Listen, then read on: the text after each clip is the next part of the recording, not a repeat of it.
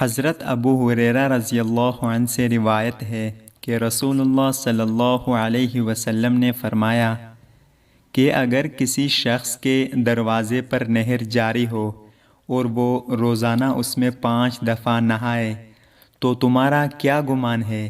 کیا اس کے بدن پر کچھ بھی میل باقی رہ سکتا ہے؟ صحابہ نے عرض کی کہ نہیں یا رسول اللہ، ہرگز نہیں۔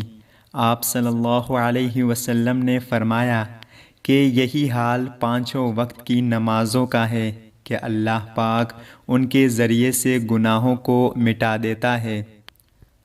معاذ بن جبل رضی اللہ عنہ نے بیان کیا کہ رسول اللہ صلی اللہ علیہ وسلم نے فرمایا، اے معاذ، کیا تمہیں معلوم ہے کہ اللہ کا اس کے بندوں پر کیا حق ہے؟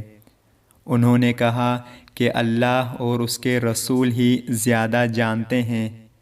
نبی کریم صلی اللہ علیہ وسلم نے فرمایا کہ یہ ہے کہ وہ صرف اسی کی عبادت کریں اور اس کا کوئی شریک نہ ٹھہرائیں۔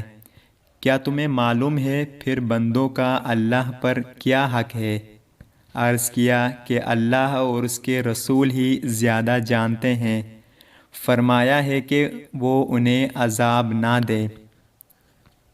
رسول اللہ صلی اللہ علیہ وسلم نے فرمایا، میں 3 باتوں پر قسم کھاتا ہوں اور میں تم لوگوں سے ایک بات بیان کر رہا ہوں جسے یاد رکھو۔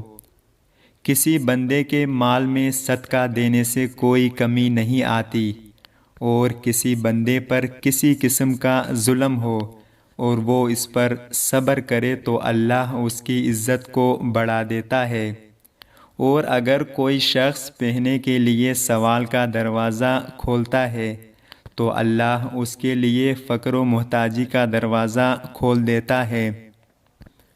اور تم لوگوں سے ایک اور بات بیان کر رہا ہوں، اسے بھی اچھی طرح یاد رکھو۔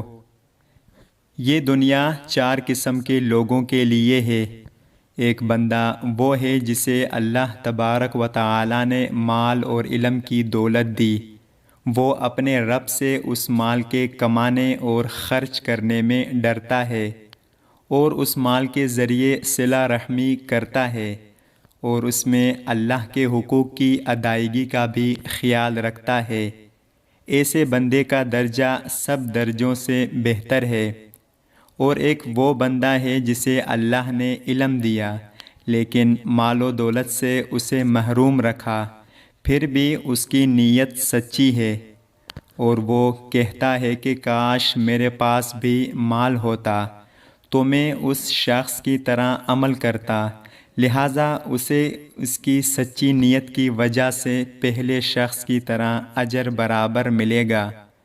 اور ایک وہ بندہ جسے اللہ نے مال و دولت سے نوازا لیکن اسی علم سے محروم رکھا، وہ اپنے مال میں غلط روش اختیار کرتا ہے، اس مال کے کمانے اور خرچ کرنے میں اپنے رب سے نہیں ڈرتا ہے، نہ ہی صلہ رحمی کرتا ہے، اور نہ ہی اس مال میں اللہ کے حق کا خیال رکھتا ہے، تو ایسے شخص کا درجہ سب درجوں سے بدتر ہے۔